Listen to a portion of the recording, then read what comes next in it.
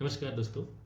एक दिन एक बहुत बड़े कार्यक्रम के बीच में एक स्कूल की लड़की खड़ी होकर उस कार्यक्रम में भाषण देने वाली महिला को एक सवाल पूछती है, जो सुनकर उस स्कूल के टीचर वो बहुत टेंशन में आ गए। उन्हें चेहरे पर पसीना आने लगा, रुमाल से अपना सर पोंछ रहे थे। उस लड़की ने ऐसा क्वेश्चन पूछा कि जिसे सुनकर सभा के सारे लोग आश्चर्यचकित हो गए, क्योंकि क्वेश्चन थोड़ा पर्सनल था और इतने बड़े पद पर बैठी हुई महिला को ऐसा सवाल कोई पूछेगा, किसी को लगा भी नहीं था।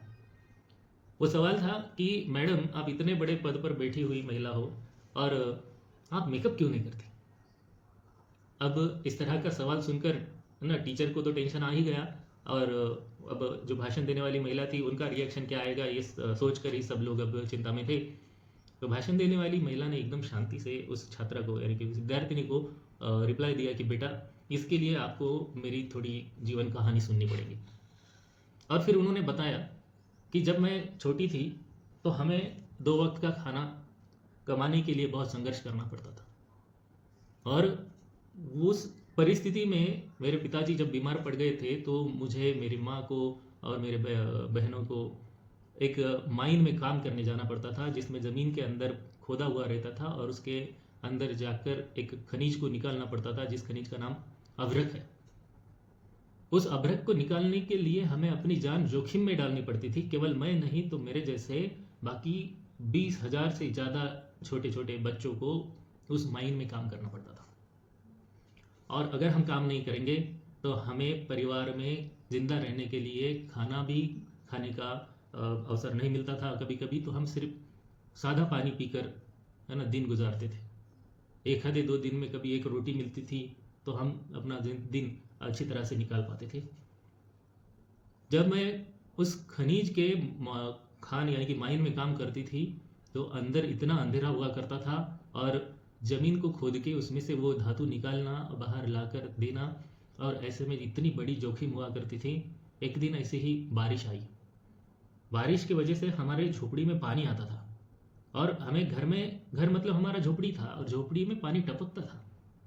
उस दिन मैं घर में थी और मेरे माँ, पिताजी, मेरी जो बहन है, भाई है, वो काम पे चले गए, और अचानक मेरे दुर्भाग्य के वो वश उस माइन में लैंडस्लाइड हो गया।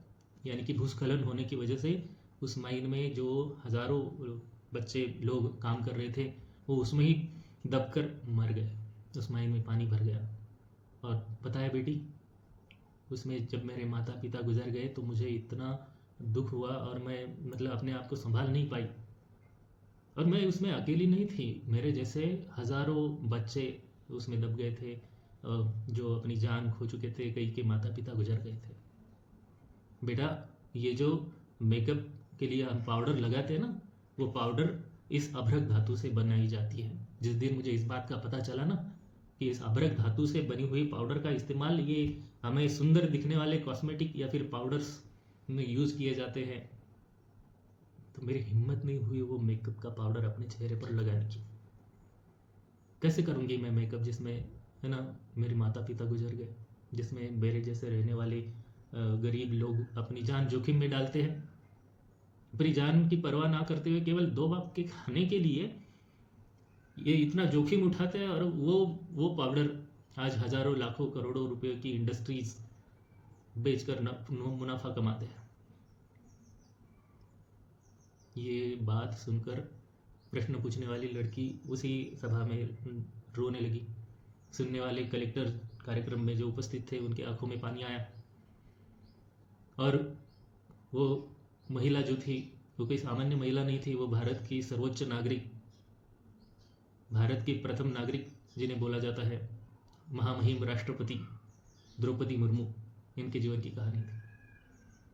तो दोस्तों, इस कहानी से हम क्या बात समझ रहे हैं कि दिखने में कोई अगर व्यक्ति सामान्य दिखता है, मेकअप नहीं करता, सुंदर नहीं दिखता, तो हमें उसके पीछे कुछ ना कुछ कहानी हो सकती है। या फिर हमें क्या देखना चाहिए, किसी की सुंदरता है ना चेहरे में या फिर दिखने में नहीं होती है, उसके पीछे कई संघर्ष भी हो सकता है, कई कहानी भी हो सकती है।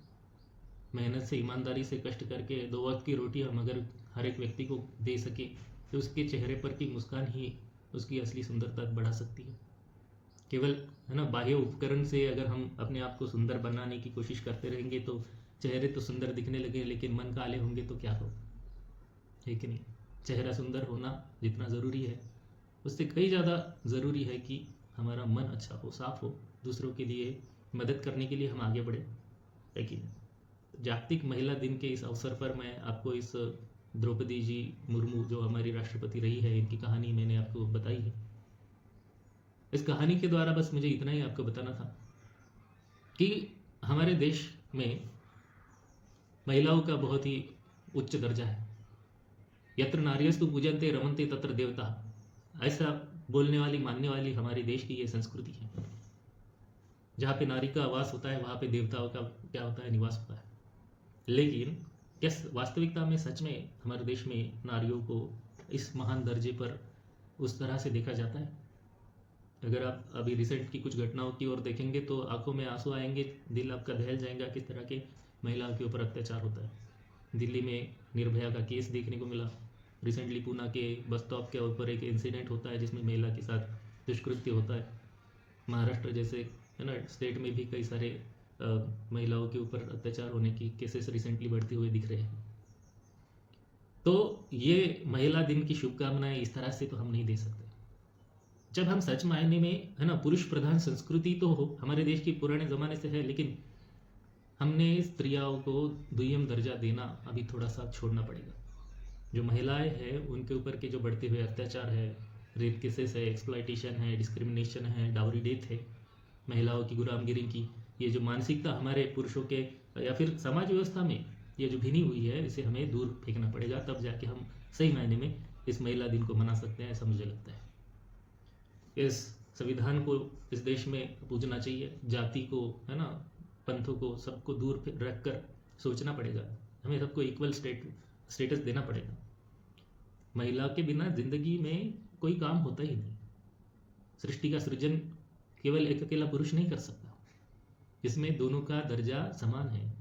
भारत की इस संस्कृति में अर्धनारीश्वर जो महादेव इनको दिखाया जाता है, उसमें उनका आधा शरीर पुरुष का तो आधा स्त्री का दिखाया गया। इसका मतलब क्या है?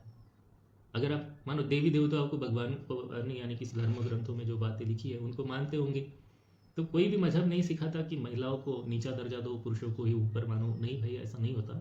दोनों के बिना सृष्टि का सृजन नहीं हो सकता, हमारा कोई काम नहीं हो सकता। तो सही मायने में हमें एक दूसरे को रिस्पेक्ट देना चाहिए, समझना चाहिए, उनको भी भावनाएं है ना, ये भी हमें समझना चाहिए। उन्हें केवल उपभोग की वस्तु नहीं समझना चाहिए। अगर उपभोग की वस्तु मानकर हम उनको उनकी ओर देखेंगे तो सच में ये बहुत ही अन्याय उनके ऊपर हम कर रहे हैं। आज़ाद होने के बाद अगर हमने सच में कुछ काम करना चाहिए तो हमें महिलाओं के त्याग को, समर्पण को समझना चाहिए, और उनको कोई महान दर्जा नहीं दे सके तो कोई बात नहीं, लेकिन उनको अपने जैसा एक है ना घटक मानना चाहिए और समानता उनको देनी चाहिए, ऐसा मुझे लगता है। तब जाके सही मायने में हम इस महिला दिन को सेलिब्रेट कर सकते हैं। तो इस महिला दिन के अवसर पर मैं मेरे सारे देशवासियों को, महिलाओं को, माताओं को, भगिनियों को और फिर से ढेर सारी शुभकामनाएं देता हूँ और इसी के साथ रुकता हूँ। अगर बीच में बोलने में कुछ कम ज़्यादा हुआ होगा तो आपसे क्षमा चाहता हूँ। अगर मेरे विचारों से सहमत हैं तो वीडियो को ज़रूर लाइक कर दीजिएगा, लगे तो शेयर कर देना, चैनल को सब्सक्राइब करने की इच्छा होगी तो ज़रूर करिएगा। धन्यवाद।